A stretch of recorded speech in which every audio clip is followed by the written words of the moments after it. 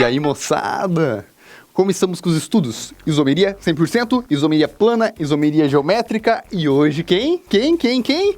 Professor Grave, isomeria óptica pra nós, velho! Pô, tá aí, aquela coisa que é um bicho de 7 cabeças, 10 cabeças.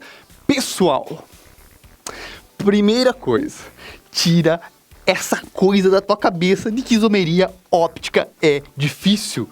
Isomeria óptica, só um pouquinho, é uma baba!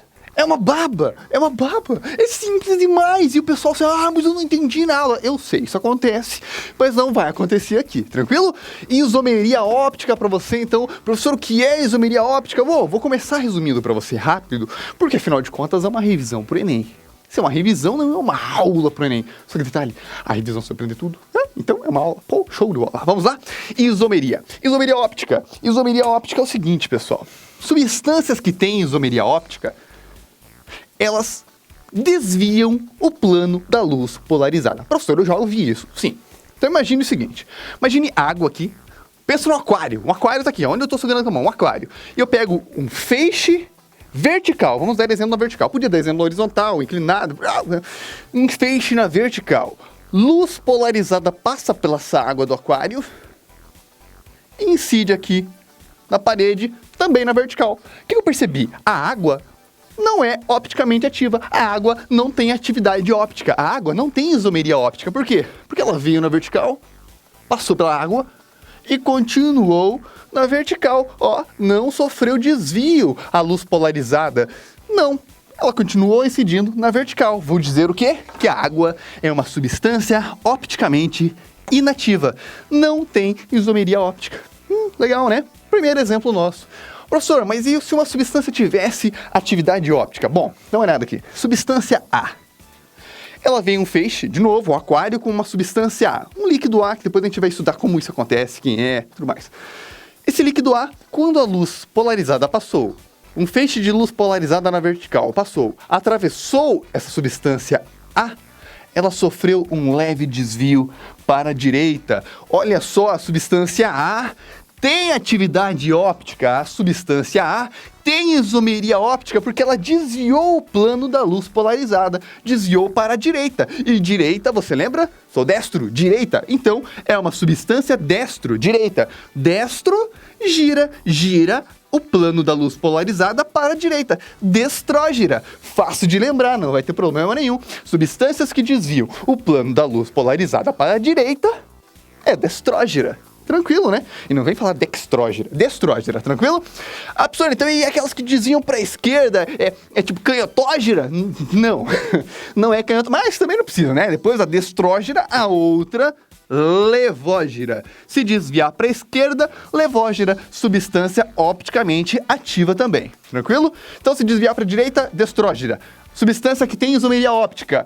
É opticamente ativa, desvia o plano da luz para a esquerda, levógira. Só uma chamadinha de atenção aqui para terminar a nossa pequena introdução, porque daí a gente começa mesmo firme.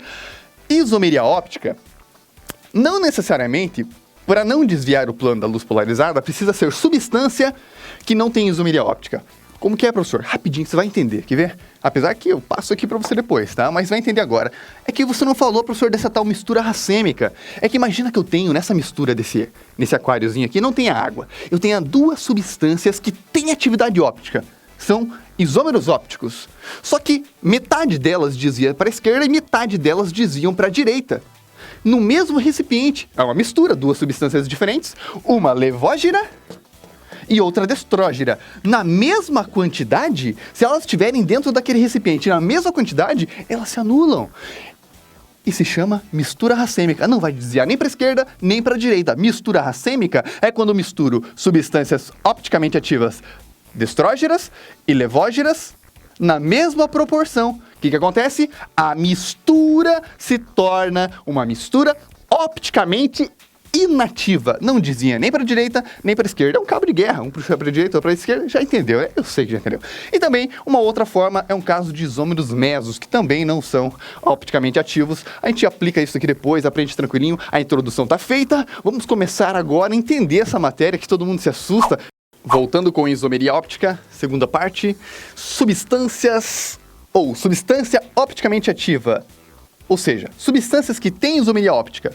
Aquelas substâncias opticamente ativas, que desviam o plano da luz. Quem são? Como descobrir? Como olhar para a substância para o professor e falar, olha, ali desvia o plano da luz? Bom, você vai olhar se a substância tem um carbono quiral. O que é um carbono quiral? É aquele carbono assimétrico. Ele não tem plano de simetria. Professor, ainda não entendi. Imagine que você pega uma substância e essa substância, nela existe um carbono pelo menos assimétrico. O que é um carbono assimétrico? É um carbono que os 4 ligantes dele são diferentes. Carbono para as 4 ligações, direita, esquerda, em cima e embaixo, 4 ligantes diferentes. Se acontecer isso, você vai dizer, essa molécula não tem plano de simetria, não tem nenhum ponto dela em que eu passo uma faca, passo uma tesoura nela e consiga 2 metades, ou seja, 2 partes iguais. Não consigo. Por quê? Porque ela tem um carbono quiral. E se isso acontecer, eu vou dizer, ela é opticamente ativa, ela tem isomeria óptica, e nós vamos dizer o seguinte, encontramos a bichinha lá no Enem. E ele vai pedir para você, essa substância tem atividade óptica ou não? Ela tem isômeros ópticos ou não tem isômeros ópticos? Bom, vamos descobrir sabendo se temos o carbono assimétrico ou não. Tranquilo? Vamos dar exemplos aqui então. Vejam, essa molécula de cima, ela tem atividade óptica? Será que ela tem atividade óptica? Bom, temos 2 carbonos aqui. Esse carbono já posso descartar, porque para ter atividade óptica, para o carbono ser considerado um carbono quiral, um carbono assimétrico, carbono quiral assimétrico, ele tem 4 ligantes diferentes. Deve ter 4, e aqui só tem 3, então não pode ser esse. Agora, esse aqui tem 4 ligantes. Se os 4 ligantes forem diferentes, sim, é um carbono assimétrico, e essa molécula, ela vai desviar o plano da luz polarizada, né? Ou para a direita ou para a esquerda, e a gente já vai chegar à conclusão aqui das regrinhas para você matar qualquer charada lá. Vamos ver? Para cima tem um OH, uma hidroxila, legal, denotando aqui uma função álcool, né? OH. Para a esquerda nós temos um radical metil, para baixo o hidrogênio e para a direita a carboxila, certo?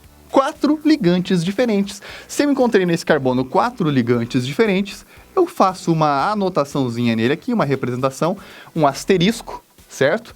Um asterisco indicando que aquele carbono é um carbono quiral. Vou anotar, nós temos um carbono quiral nessa molécula. Se nós temos um carbono quiral nessa molécula, essa molécula, sim, ela tem isômeros ópticos e ela tem atividade óptica. Tranquilo? Ela é opticamente ativa. Pessoal, antes de continuarmos aqui, eu preciso passar para vocês, só para vocês terem uma ideia do que é esse nome quiral, assimétrico. Quiral, pessoal, o nome quiral, esse carbono quiral aqui, vem de quiros, do grego, mãos. Mãos. Eles chegaram à conclusão, eles perceberam o seguinte, ó, a mão não é um corpo assimétrico. Não. Aliás, simétrico. Não é. Porque, veja, não tem nenhum ponto onde eu posso cortar a minha mão e ter 2 metades iguais, né? Não tem. Ela não tem um plano de simetria. Se não tem um plano de simetria, a mão, que não tem plano de simetria, eles associaram o nome quiros, quiral. Carbono quiral não tem um plano de simetria. Veja, se eu colocar a minha mão, imagine que isso aqui seja um espelho. É a representação de um espelho na física. Espelho, espelho. Física, química, na ciência espelho se representa assim, um espelho plano, né? Então veja, e lembra, né, da física, peludinho atrás, reflete na frente, peludinho atrás, é aqui que reflete. Vamos lá, se eu colocar minha mão esquerda desse lado do espelho, é óbvio que o desenho que vai aparecer no espelho, a imagem, vai ser minha mão direita, né? Claro que não vai aparecer com a pulseirinha. A sua mão que aparece que o relógio vira uma pulseirinha do outro lado? Não, né? Então, olha só, mas olha só minha mão. A mão esquerda, mão direita. Então, a imagem especular, a imagem do espelho da minha mão esquerda é a minha mão direita.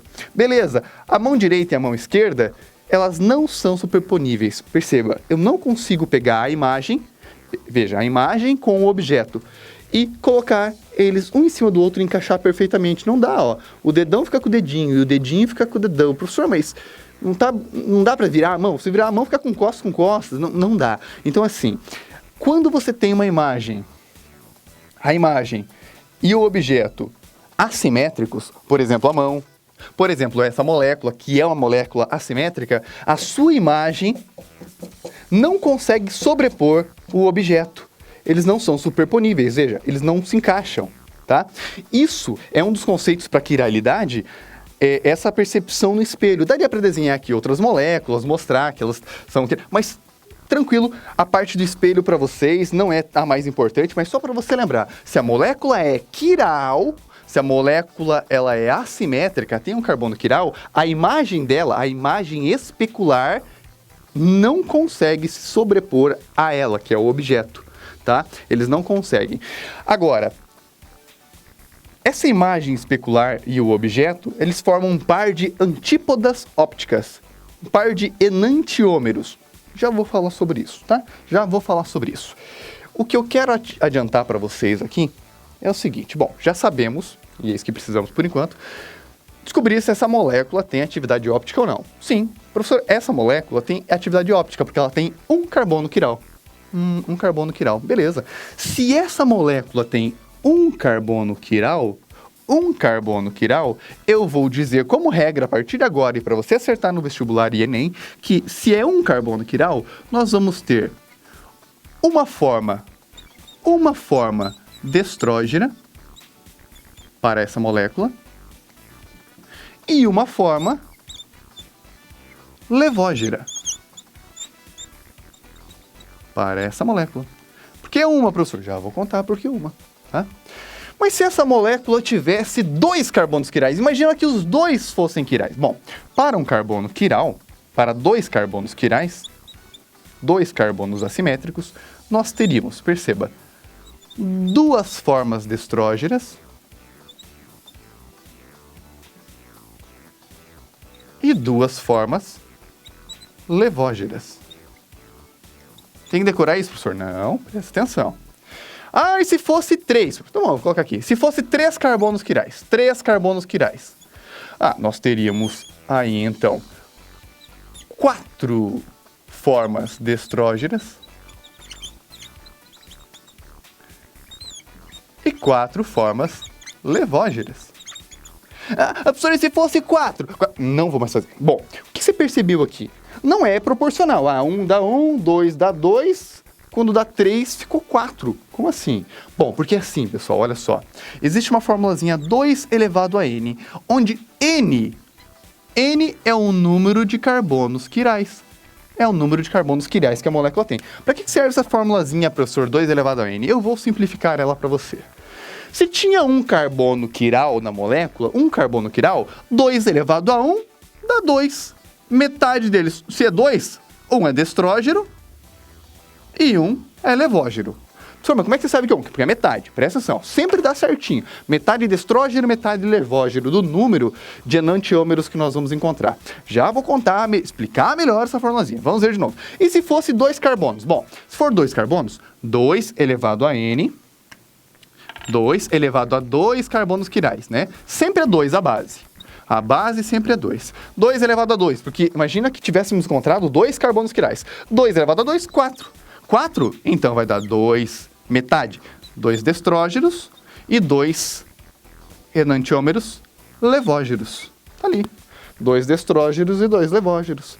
Professor, se você tivesse encontrado 3 carbonos quirais nessa molécula, 3, então é 2, porque a base é sempre 2, 2 elevado ao cubo. 2 vezes 2, 4 vezes 2, 8. Se é 2, 8. Se é 8, metade deles, 4, olha aqui, eu tinha colocado lá em cima, 4 destrógenos e 4 levógenos. É assim que você encontra o número de destrógenos e levógenos.